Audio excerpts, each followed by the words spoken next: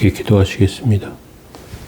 자기가 시험을 받아 고난을 당하셨은즉 시험 받는 자들을 능히 도우시느니라.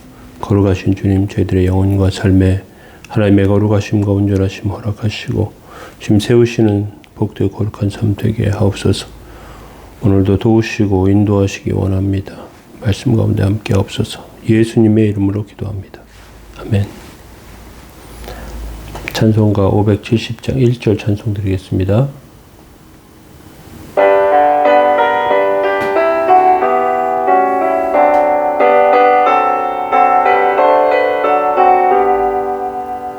주는 나를 기르시는 목자요, 나는 주님의 귀한 어린 양.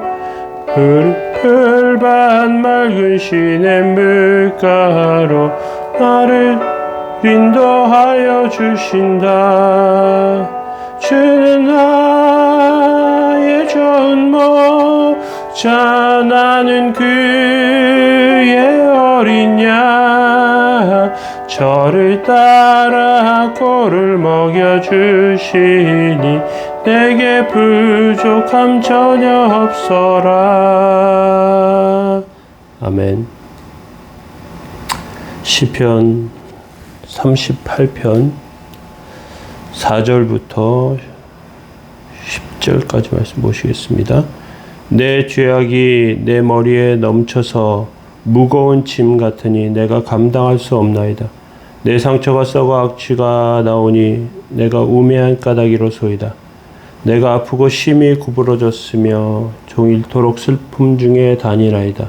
내 허리에 열기가 가득하고 내 살에 성한 곳이 없나이다. 내가 피곤하고 심히 상하였으며 마음이 불안하여 신음하나이다.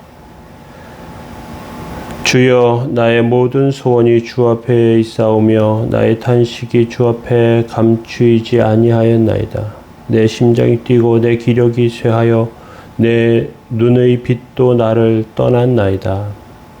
아멘. 어려움 가운데, 절망 가운데 기도 통해서 이길 수 있습니다. 38절 절망을 이기는 기도에 대해서 살펴보고 있는데, 첫 번째는 영적인 고통과 육체적인 고통 때문에 하나님 앞에 기도하면서 기도를 통해서 이길 수 있습니다. 두 번째 오늘 생각할 것은 죄 때문에 당하는 고통입니다. 죄의 본성은 우리를 고통과 고난 가운데 밀어넣습니다. 우리 죄를 깨닫는 순간 살 소망이 끊어질 정도로 절망하게 됩니다. 내 안에 죄의 세력이 가득 차 있는데 다 썩어서 악취를 풍기고 있습니다. 4절과 5절 말씀에 이렇게 되어 있습니다. 내 죄악이 내 머리에 넘쳐서 무거운 짐 같으니 내가 감당할 수 없나이다. 내 상처가 썩어 악취가 나오니 내가 우매한 까닭이로소이다. 내 죄악이 머리에 넘쳐서 내 상처가 썩어 악취가 난다. 죄가 밑에서부터 차올라 꼭대기가 찼습니다. 내 힘으로 도저히 감당할 수가 없습니다. 죄의 세력을 감당하지 못합니다. 내가 뭘 모를 때는 수양을 쌓고 좀 내 욕망을 어떻게 컨트롤할 수 있다고 생각합니다. 그런데 죄는 인간이 감당하기에 큽니다. 죄로 인해서 오장육부가 다 썩는 것 같아요. 악취가 납니다. 자신의 우매함을 가운데 우매함으로 정말 설 수 없음을 깨닫게 됩니다. 이것이 인간의 본성입니다. 어떤 면에서 보면 인간의 마음은 썩은 하수구에서 나오는 그런 오물과 같습니다. 더럽고 우리를 충동질해서 나를 미치게 만들죠. 이런 역겨움 어떤 면에서 하나님 앞에 제대로 설 수 없게 만들죠. 6절과 7절에 이렇게 되어 있어요. 내가 아프고 심히 구부러졌으며 종일토록 슬픔 중에 다니나이다. 고통 가운데 슬픔 가운데 그렇게 하나님 앞에 서게 되고요. 또 연약함 가운데 어떻게 할지 모르겠습니다. 하나님의 성전에 가서 기도하러 왔는지 모르겠는데 허리에 열기가 가득하다. 속에서부터 정말 고통스러운 상황 가운데 있는 것이죠. 어떤 목사님이 신장이 안 좋아서 투석을 받는데요. 하루 하루에 2-3시간 정도 투석을 계속 받습니다. 그 시간에 이분은 하나님께 기도하는 시간을 갖는데요. 그런데 그것 때문에 행복하답니다. 사실 우리가 건강이 안 좋아서 여기저기 사람들 만나는 어떤 그런 여러 가지 환경이나 어려움 가운데 기도할 틈을 얻지 못하는데, 병상에 누워서 그런 연약함이 드러나게 되는데,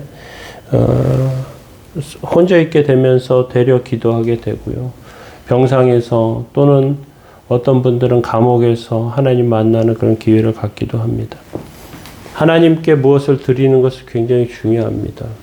우리가 기도하면 하나님께 우리가 가지고 있는 두려움이나 고민들이 하나님께 넘어갑니다. 그러면 하나님께서 그 악취나 고인 그런 것들, 고름과 같은 이러한 것들을 다 가져가시고 우리의 정말 연약한 상태 가운데서 고쳐주시고 인도해 주십니다.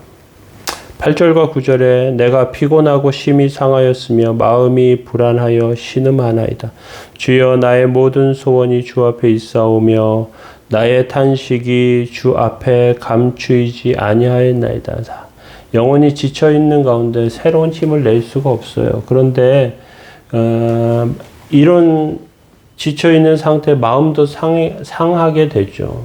병이 호전되지 않고 고민이나 사업이나 어려움 가운데 해결되지 않는 여러 가지 것들 정말 고통스럽습니다. 그런데 이런 가운데 자기의 상태 피곤하고 상하고 불안하고 신음하는 이러한 상태 가운데 하나님께 모든 소원이 있다고 성경 기자는 고백하고 있습니다. 하나님만 의지하겠다는 뜻이고요. 하나님 앞에 탄식과 소원을 내어놓고 하나님의 도움을 기다립니다. 우리에게 시간이 얼마 남지 않았더라도 하나님의 도움을 바랄 수밖에 없습니다. 10절에 내 심장이 뛰고 내 기력이 쇠하여 내 눈의 빛도 나를 떠났나이다. 정말 얼마나 절망스러운 상황인지 모릅니다.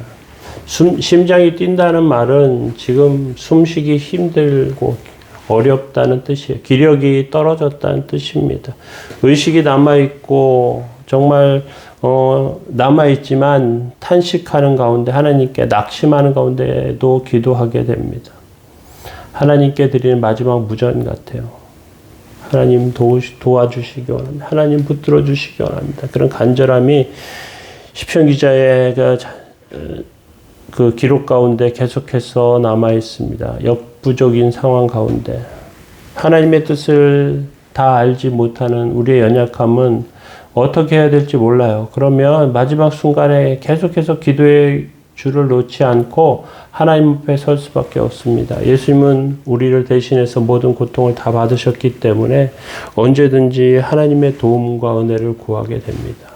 그렇게 하나님 바라보고 도움을 구하면 주께서 승리하게 하십니다. 오늘 시편은 그렇게 우리에게 조언하고 있습니다. 낙심의 순간에도 주님께 기도하며 세워지시기 바랍니다. 우리 함께 기도하겠습니다. 사랑의 하나님, 주의 은혜와 도우심을 감사합니다. 연약한 중에 도우시고 주의 긍휼하심을 구하며 하나님의 뜻을 구하며 서기 원하오니 주님 함께 하시고 인도하시고 세워 주옵소서. 주의 도우심과 은혜가 저희들의 영혼과 삶을 온전케 하셔서 주님이 주시는 힘으로 능력으로 소성케 되기 원하오니 주님 붙들어 주옵소서. 하나님 도우시고 함께 해주시며 은혜로 세워 주옵소서. 감사드리며 예수님의 이름으로 기도합니다. 아멘. 우리의 도움이신 주님께 기도하며 서시기 바랍니다. 함께 기도하겠습니다.